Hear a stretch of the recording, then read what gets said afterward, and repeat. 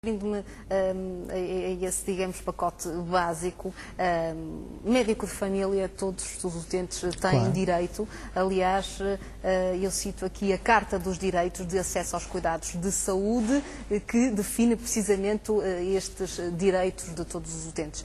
Um estudo da DECO, de 2009, diz-nos que 37% dos utentes esperam mais de um mês por uma consulta, na maioria dos centros de saúde, e penso que mais grave do que isto será o facto de 700 mil utentes não têm, até hoje ainda, médico de família.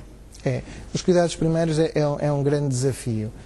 É um grande desafio que tem sido, tem sido claramente melhorado nos últimos anos, e essas alterações organizacionais com as unidades de saúde familiar e com uma contratação muito mais baseada em objetivos e não apenas, digamos assim, num salário fixo, por exemplo, em termos de organização e dos prestadores de cuidados e de todos os profissionais que trabalham num centro de saúde, facilitou e aumentou a probabilidade de um português ter médico de família. Mas ainda estamos longe e é um desafio grande, mas mais uma vez é pouco perceptível, para mim pelo menos, porque é que pagando o mesmo, de facto, tem que ser uma organização pública de saúde a prestar. Uma coisa é quem paga, outra coisa é quem regula, outra coisa é quem presta os cuidados de saúde.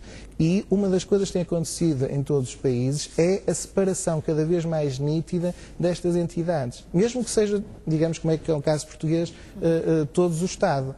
É necessário ser muito claro que cada entidade tenha um papel. Isto aconteceu, por exemplo, na tal contratualização das unidades de saúde familiar. O Estado, por um lado, é de facto quem paga e, ao mesmo tempo, quem presta os cuidados. Mas existe um contrato definido entre as unidades de saúde familiar e, digamos, o Ministério da Saúde, para ser mais simples. Portanto, esta situação de separação de águas vai permitir, de facto, uma melhoria de ganhos em termos de economia da saúde, principalmente.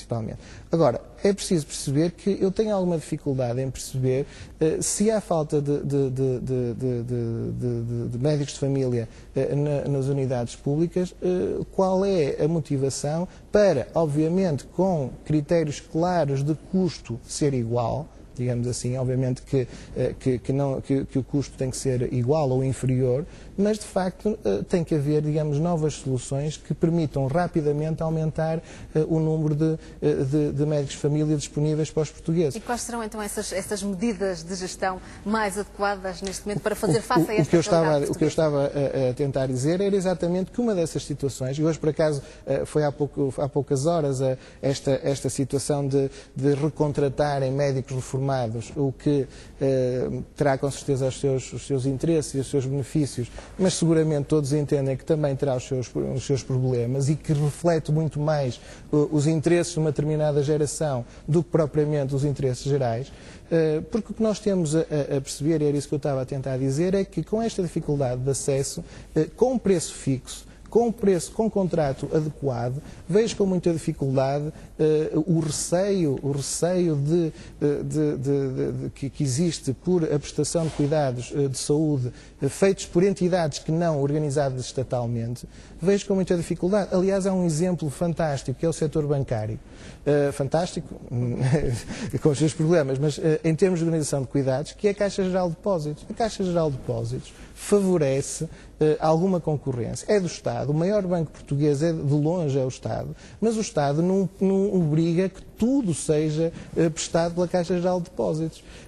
E o dinheiro, digamos assim, não será um bem social como é saúde e que deve ser, obviamente, defendido, mas a proposta que eu estou aqui a deixar é que, pelo menos enquanto há essas dificuldades, vejo com muita dificuldade, a não ser por motivos ideológicos puros, o que penso eu que não é, digamos assim, aquilo que deve presidir à organização dos cuidados, que deve presidir é realmente tentar ser mais eficientes e com maior acesso e a maior qualidade possível, porque não, de facto, a custos controlados, a custos fixos, não permitir que outros, que não as unidades estatais, forneçam esse tipo de cuidados, principalmente os cuidados primários. É uma pergunta que eu deixo. É evidente que isto não é tão simples quanto eu estou a dizer, mas também a maior parte dos argumentos são, digamos assim, meramente, como eu dizia, ideológicos, o que, a meu ver, nós não estamos em situações, quer do ponto de vista financeiro, quer do ponto de vista da tal satisfação e da tal cobertura de cuidados, que possamos descartar qualquer hipótese só porque não nos agrada por uma questão ou corporativa ou ideológica ou outra. Muito bem, fica aqui a ideia, fica aqui também essa questão. Dr. João Fonseca, vamos ter que terminar por aqui a nossa conversa. Muito obrigada pela sua presença no consultório. Foi um prazer tê-lo aqui connosco. Obrigado.